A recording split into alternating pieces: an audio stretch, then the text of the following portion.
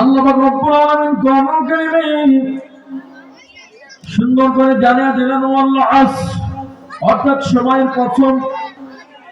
সময়ের কসম খেয়ে আল্লাহ পাক রব্বুল আলামিন ডাক দিয়ে বলেন ইন্নাল ইনসানা লাফি খুসর। আল্লাহ পাক রব্বুল আলামিন ডাক দিয়ে বলেন নিশ্চয় পৃথিবীর সমস্ত মানুষগুলো ক্ষতিগ্রস্ততার ভিতরে নিপতিত রয়েছে। অর্থাৎ আমি আপনি মানুষ, আমি আপনি ইনসান, আপনার জীবন আমার জীবন ক্ষতিগ্রস্ততার ভিতরে নিপতিত রয়েছে। আমি আপনি মানুষ কেমন করে আপনার জীবন আমার জীবন ক্ষতিগ্রস্ততার ভিতরে আছে হিসাব করে মিলাই। মনে করেন আপনার কাছে 1 লক্ষ টাকা আছে, ওই 1 লক্ষ টাকা আপনি ব্যাংকে রাখলেন। যদি ব্যাংক প্রতিদিন আপনার অ্যাকাউন্ট থেকে 100 টাকা করে কেটে নেয়, আপনার ওই অ্যাকাউন্ট বা আপনার টাকা ক্ষতির মধ্যে আছে নাকি লাভের মধ্যে আছে? নিশ্চয় ক্ষতিগ্রস্ততার ভিতরে আছে। সম্মানিত ভাইরা আমার, এজন্য মানুষের জীবনে আল্লাহ পাক রব্বুল আলামিন একটা সময় বাধাই করে দিয়েছেন। সেই সময় থেকে প্রতিটা মুহূর্ত, প্রতিটা সেকেন্ড, প্রতিটা মিনিট, প্রতিটা ঘন্টা, দিন রাত আমার জীবন থেকে আস্তে আস্তে চলে যাইতেছে। আস্তে আস্তে সব কিছু ফুরিয়ে যাচ্ছে। অর্থাৎ আপনার জীবন আমার জীবন ক্ষতিগ্রস্ততার ভিতরে নিপতিত রয়েছে। এজন্য বুঝতে হবে আল্লাহ পাক রব্বুল আলামিন এই জন্যই বলছে মানুষের জীবন ক্ষতিগ্রস্ততার ভিতরে নিপতিত। এজন্য আমি আপনি মানুষ, আমি আপনি ইনসান, আপনার জীবন আমার জীবন ক্ষতির ভেতরে আছে। কিসের ভেতরে? ক্ষতির ভেতরে। সম্মানিত ভাইরা আমার, পরবর্তী আয়াতে আল্লাহ পাক রব্বুল আলামিন ডাক দিয়ে বলেন ইন্নাল্লাযীনা আমানু ওয়া আমিলুস الصالحات وتواصوا بالحق وتواصوا بالصبر।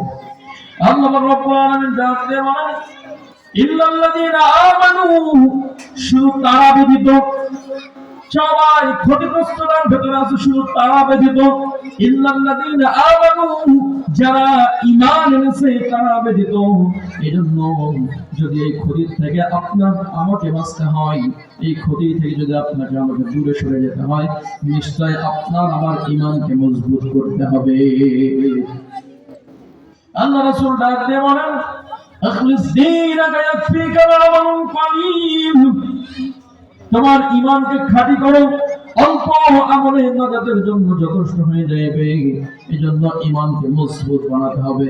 যদি সমস্ত ক্ষতির ভেতর থেকে বাঁচতে হয়, সর্বপ্রথম আপনার আমার ঈমান মজবুত করা লাগবে। কিন্তু আমাদের ঈমান এমন হয়ে গেছে, কচুর পাতার উপরে যেমন পানি দিলে টলমল টলমল করে বেড়ায়, এই দিকে একবার যায়, ডান দিকে একবার যায়, বাম দিকে একবার যায়, সামনের দিকে পড়তে যায়, পড়তে গিয়েও পড়ে না। আপনার আমার ঈমান এমন হয়ে গেছে, ঈমানটা মাথার উপরে নড়বড় নড়বড় করতেছে, ঠিক না? এই জন্য খেয়াল করতে হবে, কোন ঈমান চলে যায় এমন কাজ করা যাবে না।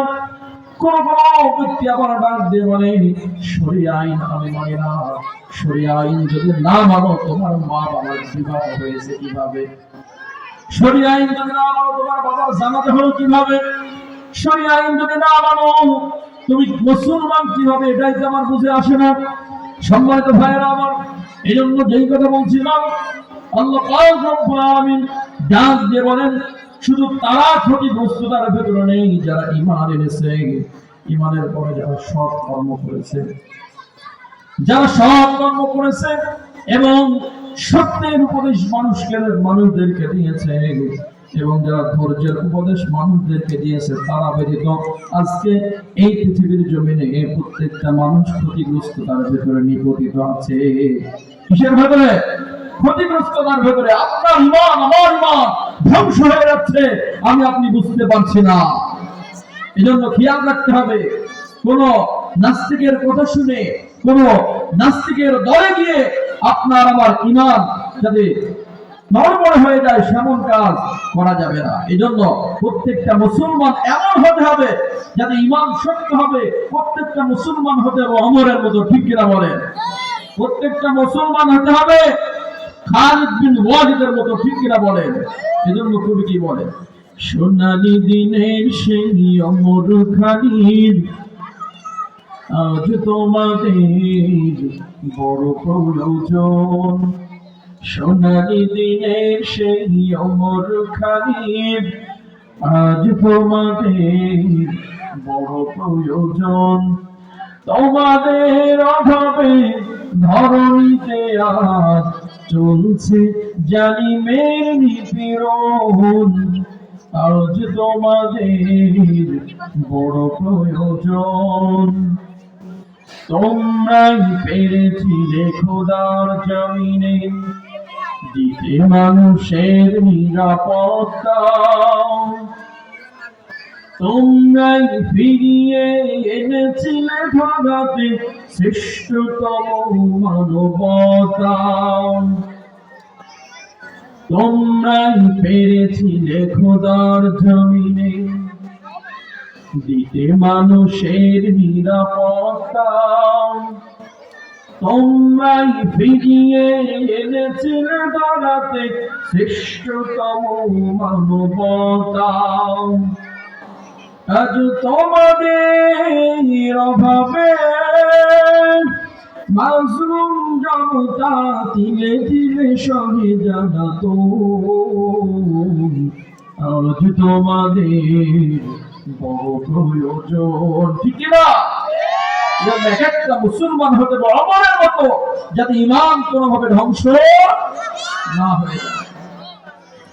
সম্মানিত ভাইরা আমার, যেই কথা বলছিলাম, কেমন ইমান এনেছিল সাহাবারা, কেমন ইমান এনেছিল আল্লাহর নবীর সাহাবারা। খেয়াল করে দেখবেন, আমাদের সমাজে আমরা যখন ইমানদারের মহত্ব করি আর যখন নামাজে দাঁড়াই, ওই সময় নামাজ পড়ি, আমাদের ইমানের এমন পাওয়ার, নামাজের ভেতরে মন থাকে না। ঠিক কিনা বলেন? নামাজের ভেতরে মন থাকে না, মন চলে যায় অন্যদিকে। কারণ কি? আপনার আমার ইমান একটু পরিমাণ মজবুত নেই। মজবুত না থাকার কারণে আজকে নামাজের এই অবস্থা। ঠিক না? এই জন্য ইমান আনতে হবে সাহাবাদের মতো। হযরত আলী রাদিয়াল্লাহু তাআলা আনহু যুদ্ধের ময়দানে চলে গেছে যুদ্ধ করতে। কি করবে? যুদ্ধ ময়দানে যুদ্ধ করতে করতে পায়ের মধ্যে একটা তীর ঢুকে গেছে। ওই তীর কোনোভাবে আর বাহির করতে দেয় না। কি করবে বুঝতে পারে না, কিভাবে বাহির করবে। এত পরিমাণে চিৎকার করে, জামা পড়া করে। হযরত আলী রাদিয়াল্লাহু তাআলা আনহু পায়ের মধ্যে যখন তীর চলে গেছে, কিভাবে বের করবে বুঝতে পারে না। যখন বুঝতে পারে না, বিশ্বনবীর কাছে সাহাবারা চলে গেলেন। ইয়া রাসূলুল্লাহ, ইয়া হাবিবাল্লাহ, হযরত আলী রাদিয়াল্লাহু তাআলা আনহু পায়ের মধ্যে তীর ঢুকে গেছে। কোনোভাবে হযরত আলী রাদিয়াল্লাহু তাআলা আনহু তীর বাহির করতে দেয় না। চিৎকার করে ব্যথায় কাতর হয়ে গেছে। এত পরিমাণের চিৎকার করে কোনোভাবে বাহির হতে দেয় না, বের করতে দেয় না। আপনার নবী আমার নবী ডাক দিয়ে বলেন, ও আমার সাহাবারা শোনো, আলী রাদিয়াল্লাহু তাআলা আনহু যখন নামাজের মধ্যে দাঁড়াবেন, ওই সময় এই তীর যত পারো টানা হাসা করে বাহির করবা, তারপরেও আলী রাদিয়াল্লাহু তাআলা আনহু আমার মনে হয় টের পাবে না। সম্মানিত ভাইরা আমার, নামাজের সময় হলো। হযরত আলী রাদিয়াল্লাহু তাআলা আনহু নামাজে দাঁড়িয়ে পড়লেন। নামাজে দাঁড়ানোর পর এবার সাহাবারা গেলেন, তীরটা ধরলেন, টান দিলেন, বাহির করে ফেললেন। নামাজের মধ্যে মন আছে, আল্লাহর দিকে মন আছে, আল্লাহ পাক রব্বুল আলামিনের দিকে খেয়াল আছে। আমি নামাজ পড়ছি আল্লাহকে দেখানোর জন্য, এই চিন্তা ফিকির মনের ভেতরে আছে। যার কারণে দুনিয়ার কোন দিকে মন নাই, দুনিয়ার সব কিছু ভুলে গেছে, কোনো দিকে মন নাই, কোনো কিছুই বুঝতে পারে না। এমন ঈমান হযরত আলী রাদিয়াল্লাহু তাআলা আনহু এনেছিল।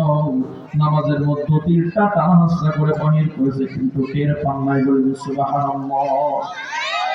বুঝতে হবে কেমন ঈমান ছিল, ঈমানের পাওয়ার কেমন ছিল, আর আমাদের ঈমান কেমন। কচুর পাতায় যেমন পানি টলমল টলমল করে চারিদিকে চলে যায়, সেই রকম আমাদের ঈমান নড়বড়ে হয়ে গেছে, মজবুত নাই। সম্মানিত উপস্থিতি, আল্লাহ রাসূল ঈমান সম্পর্কে কি বলেন? ঈমান হলো 6টা জিনিসের নাম। জোরে বলেন, কয়টা? ঈমান হলো 6টা জিনিসের নাম। সম্মানিত ভাইরা আমার, তার আগে আল্লাহ পাক রব্বুল আলামিন কোরআনুল কারীমে সুন্দর করে জানিয়ে দিলেন, ইন্নামাল মুমিনুনা আল্লাযীনা আমানু বিল্লাহি ওয়া রাসূলিহি সুম্মা লাম ইয়ারতাবু ওয়া জাহাদু বিআমওয়ালিহিম ওয়া আনফুসিহিম ফি সাবিলিল্লাহ উলাইকা হুমুস সাদিকুন। আল্লাহু আকবার। আল্লাহ রাসূল বলেন, যারা সত্যবাদী, যারা সঠিক পথে রয়েছে, যারা দ্বীন মানে ইসলাম মানে, যারা ইসলামের ভেতরে পূর্ণাঙ্গ জীবন ব্যবস্থা করে নিয়েছে, আল্লাহ রাসূল বলেন যারা সত্যের পথে আছে, সত্যবাদী, তারাই হলো ঈমানদার। তারাই হলো কি? আল্লাহ রাসূল বলেন তারা ঈমানদার। আর আল্লাহ পাক রব্বুল আলামিন ডাক দিয়ে বলেন, মুমিন তো তারা যারা আল্লাহ ও রাসূলকে অন্তর দিয়ে বিশ্বাস করেছে, বিশ্বাস করার পরেও কোনো সন্দেহ করিনি। বিশ্বাস করার পরে কি করিনি? বিশ্বাস করার পরে কোনো সন্দেহ করিনি। আর আমরা এমন বিশ্বাস করি, এমন ভাবে রাসূলের পথে আছি, এমন ভাবে রাসূলকে মানি, রাসূলকে এমন ভাবে নেতা হিসেবে মানি, কিন্তু সেই রাসূলের পেছনে যেতে গেলে আমাদের ভয় লাগে, ঠিক কি না? সম্মানিত ভাইরা আমার, এজন্য আল্লাহ রব্বুল আলামিন ডাক দিয়ে বলেন, যারা আল্লাহ এবং রাসূলকে মনে প্রাণে বিশ্বাস করেছে, তারপরে যারা পরিমাণ বিন্দু পরিমাণের কোনো সন্দেহ করেনি, আল্লাহ রব্বুল আলামিন তাদেরকে সুসংবাদ দিচ্ছেন এবং তাদের জান এবং মাল দিয়ে আল্লাহ রাস্তায় জিহাদ করেছে, তাদেরকে সুন্দর করে সুসংবাদ দিচ্ছেন, উলাইকা হুমুস সাদিকুন। তারাই সচ্চালক, তারাই সত্যবাদী। আর এই সত্যবাদীরাই হচ্ছে ঈমানদার। এজন্য আপনাকে আমাদের সত্যবাদী হতে হবে, সত্যের পথে থাকতে হবে, সত্যের পথে থেকে লড়াই করতে হবে।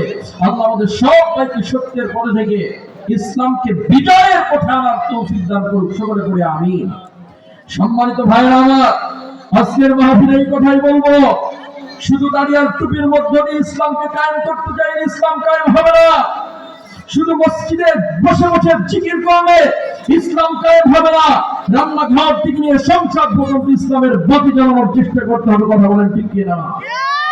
আমরা বলতে চাই, এই দুনিয়া যিনি সৃষ্টি করেছেন, এই মানুষ যিনি সৃষ্টি করেছেন, এই ক্ষমতার অধিকারী যিনি, এই পৃথিবীতে যিনি ফসল ফলায়, সেই ফসল মানুষের পেটে গিয়ে মানুষ শক্তি কামাই করে সে আল্লাহর বিরুদ্ধে করছে, আমরা তাদের দলে নাই। আমরা আছি একমাত্র আল্লাহর পথে, আমরা আছি আল্লাহর জন্য।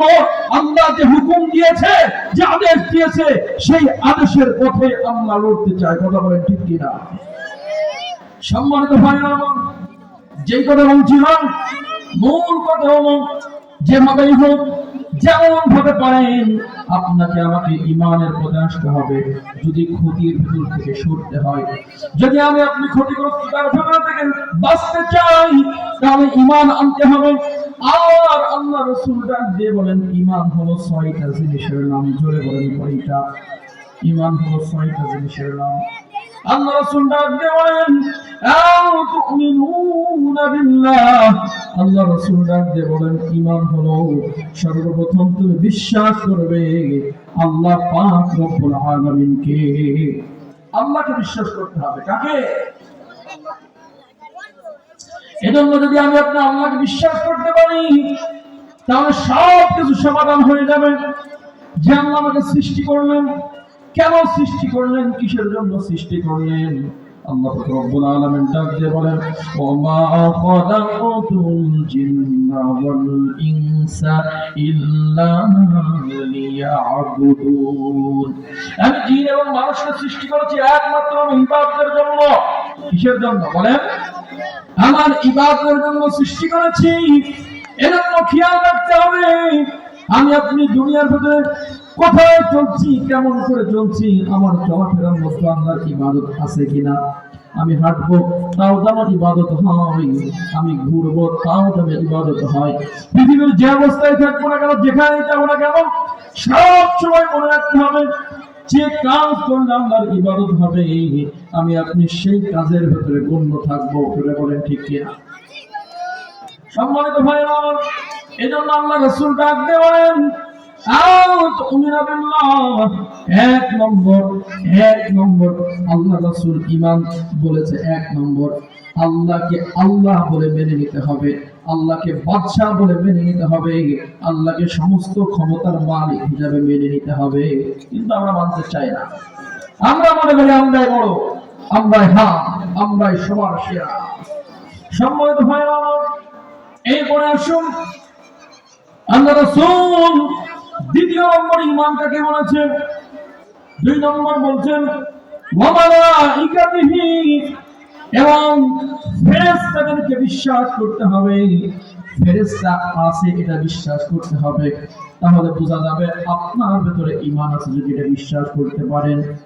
এজন্য বিশ্বাস করতে হবে আপনার আমার ঘাড়ের উপরে 2টা ফেরেশতা আল্লাহ পাক রব্বুল আলামিন নিযুক্ত করে দিয়েছেন। 2টা ফেরেশতা আল্লাহ পাক রব্বুল আলামিন দিয়েছেন। আমি আপনি 24টা ঘন্টা সেকেন্ডে কোথায় যাব, কি ভাববো, কি করব, সবকিছু লিপিবদ্ধ করার জন্য রেখে দিয়েছেন কিরামান কাতিবিন। কাকে বলেন? এই ফেরেশতাকে বিশ্বাস করতে হবে। যদি আমি আপনি এই ফেরেশতাকে বিশ্বাস করতে পারি, তাহলেই মনে করব আমি আপনি ঈমানদার। সম্মানিত ভাইরা আমার, এই ফেরেশতাকে সাক্ষী রেখে কিছু মানুষ আছে ঈমানের বিপরীত কাজ করে থাকেন।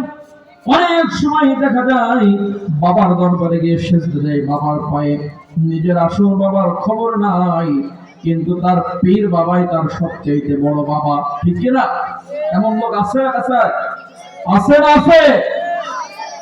সম্মানিত ভাইরা আমার, তারা আবার মাজারে বসে গান ধরে কিরামান কাতিবিন রোজ হাসরের দিন, কিরামান কাতিবিন রোজ হাসরের দিন, আল্লাহর দরবারে যদি করে অভিযোগ, আমি বলবো দুনিয়ায় ছিলাম শিয়াল বাবার দোগ। নাউজুবিল্লাহ।